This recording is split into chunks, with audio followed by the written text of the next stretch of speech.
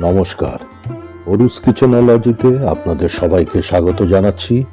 আমার আজকের রেসিপি বালিশের মতো দেখতে বা কুশনের মতো দেখতে বা বেলুনের মতো দেখতে, কিন্তু অসাধারণ একটা পরোটা। একদম নরম, ভেতরটা একদম ফ্লাফি, হাওয়া ভর্তি, অপূর্ব খেতে। পরোটা বানাবার জন্যে, এই বালিশ পরোটা বানাবার জন্যে আমি হাফ কাপের কাছাকাছি দুধ নিয়েছি নর্মাল টেম্পারেচারে, একটু তাতে 1 চামচ চিনি মিশিয়ে, চিনিটা ভালো করে মিশিয়ে রেখেছি দুধের মধ্যে। 3 বাটির একটু কম, 2.5 বাটির একটু বেশি ময়দা নিলাম। এটা আটা ময়দা দুটো মিশিয়েও করতে পারেন আপনারা। দিচ্ছি 1 টিস্পুন নুন, আর সাদা তেল 2 টিস্পুন, 2 চা চামচ। এই জিনিসগুলো একটু ভালো করে মিশিয়ে ঘষে ঘষে ময়দা, যেটা আমরা ময়ন দেওয়া বলি, সেটা করতে হবে। আপনারা সবাই জানেন, এই জিনিসটা নতুন করে শেখাবার কিছু নেই। যখন দেখবেন যে হাতে একটু মুঠো করলে একটা শেপ নিচ্ছে, অথচ চাপ দিলেই ভেঙে যাচ্ছে, বুঝবেন যে ময়নটা ঠিক হয়ে গেছে। এবারে অল্প অল্প করে ঈষদুষ্ণ গরম জল, লুক ওয়ার্ম ওয়াটার, এটা দিয়ে ময়দাটাকে মাখতে হবে।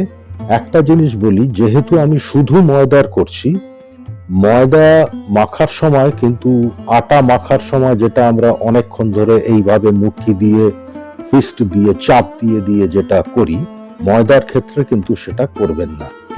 মোটামুটি ময়দাটাকে এক জায়গায় করে এইভাবে, এই যে আমি দেখুন বাড়ি মারছি, যে পাত্রটাতে আমি মাখছি, এইভাবে 10 বার 12 বার জোরে জোরে আছাড় মারা যেটাকে বলে, এক্স্যাক্টলি সেটা করবেন।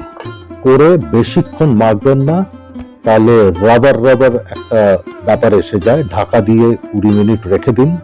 20 মিনিট বাদে দেখবেন যে একদম চটচট করছে, স্টিকি। তখন সামান্য একটু, মানে হাফ টিস্পুন ময়দা আমি ওপরে দিয়ে, এবারে কিন্তু সহজেই জিনিসটাকে হ্যান্ডেল করা যাবে। দেখবেন আমি দুটো ভাগ করে নিলাম প্রথমে, যতটা মেখেছিলাম। এবার দুটো ভাগের থেকে আমি আস্তে আস্তে লেচিগুলো করে নিচ্ছি, বলগুলো বানিয়ে নিচ্ছি। আমি দেখুন প্রথম ভাগটা করলাম, প্রথম ভাগ থেকে আমি বলগুলো করছি। পরে এক্স্যাক্টলি এই যে এখন রাউন্ড করে একটু 2 হাতের তালুতে একটু চাপ দিয়ে 4টা মতো করে রেখে দেব। এই জিনিসটা করেও কিন্তু আমাদেরকে একটু রেস্টে রাখতে হবে খানিকক্ষণ ঢাকা দিয়ে। এবার দুটো অংশ থেকে মোটামুটি 7টা আমার বল হয়েছে। আমি ঢেকে দিলাম।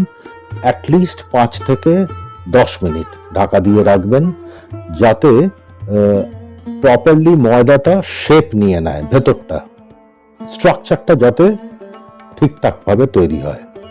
এইবারে একটু বড় লেচিগুলো আমি করেছি, কারণ পরোটাটা যেহেতু লেয়ারে হবে, ভাঁজ করে করে প্রথমে গোল করে বড় একটা রুটির মতো আমি বেলে নিচ্ছি।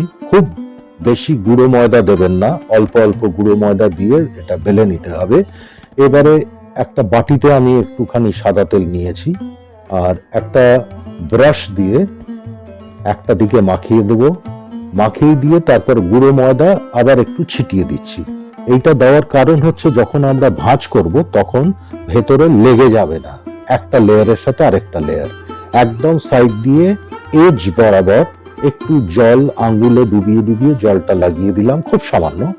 এটার কারণটা হচ্ছে যে যখন আমরা ফোল্ড করব, এই যে দেখুন আমি ভাঁজ করছি, ঠিক এইভাবে করবেন। এই যে আমি আঙ্গুল দিয়ে চেপে দিচ্ছি এখন, এতে ওই যে জলটা লাগিয়েছিলাম, জলটা লাগানোর ফলে ময়দাটা আটকে যাবে। অর্থাৎ আমরা যখন এটাকে ভাজবো তাওয়াতে, তখন লেয়ারগুলো খুলে যাবে না। কারণটা হচ্ছে এইটা। ঠিক এইভাবে 4 কোণা করে, এই যে দেখুন আমি হাত দিয়ে প্রত্যেকবার চাপ দিয়ে দিচ্ছি আঙ্গুল দিয়ে, যাতে এগুলো আটকে যায়। আর জলটা ওই কারণেই দেওয়া। এইভাবে একটা স্কোয়ার শেপ, চৌকো শেপ আমি করে নিলাম, হাত দিয়ে চেপে আটকে দিলাম ভালো করে। এইবারে এটাকে সামান্য একটু গুঁড়ো ময়দা দিয়ে একবারই দেব, দিয়ে এটাকে আমি বড় করে বেলে নেব। এই যে বড় করে বেলবো, এটা চেষ্টা করবেন যতটা আপনাদের পক্ষে সম্ভব পাতলা করে, একদম থিন, খুব পাতলা করে এটাকে বেলে নেবেন। আমি দেখিয়ে দিচ্ছি সেটা যে আমি কতটা পাতলা করেছি।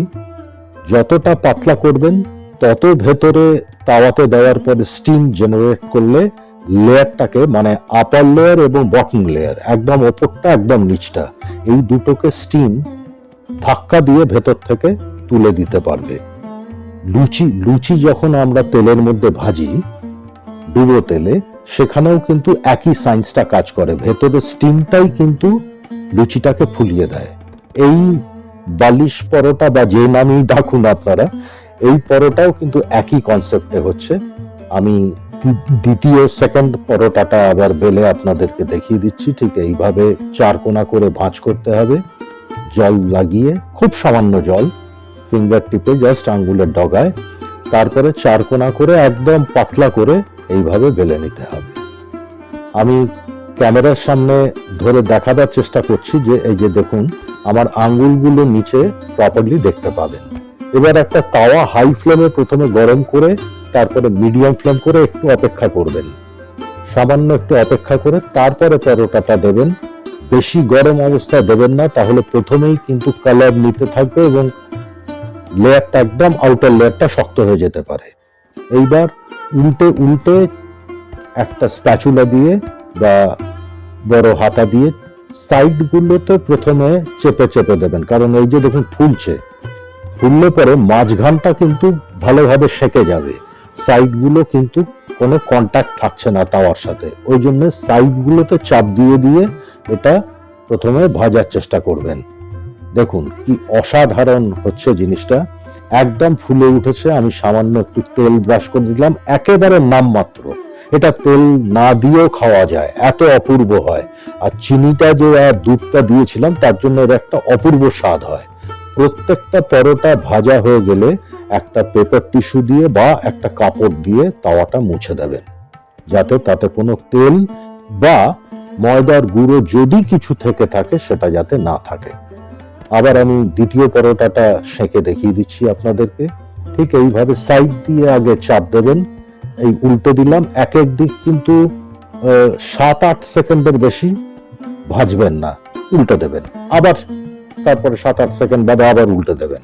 এইভাবে করবেন, তাহলে পরোটা পুড়বে না, ব্রাউন হবে না, অথচ ঠিকঠাক ফুলে একদম একটা বালিশের মতো বা কুশনের মতো বা একটা বেলুনের মতো সুন্দর ফুলে উঠবে। যত ফুলবে তত ভেতরে জানবেন যে স্টিম, বাষ্প তৈরি হচ্ছে এবং তত ভেতরটা নরম হয়ে যাবে।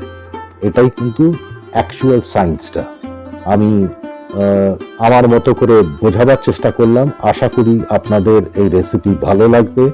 আপনারা যে কোনো কিছুর সাথে এই পরোটা খেতে পারেন, অসাধারণ হয়।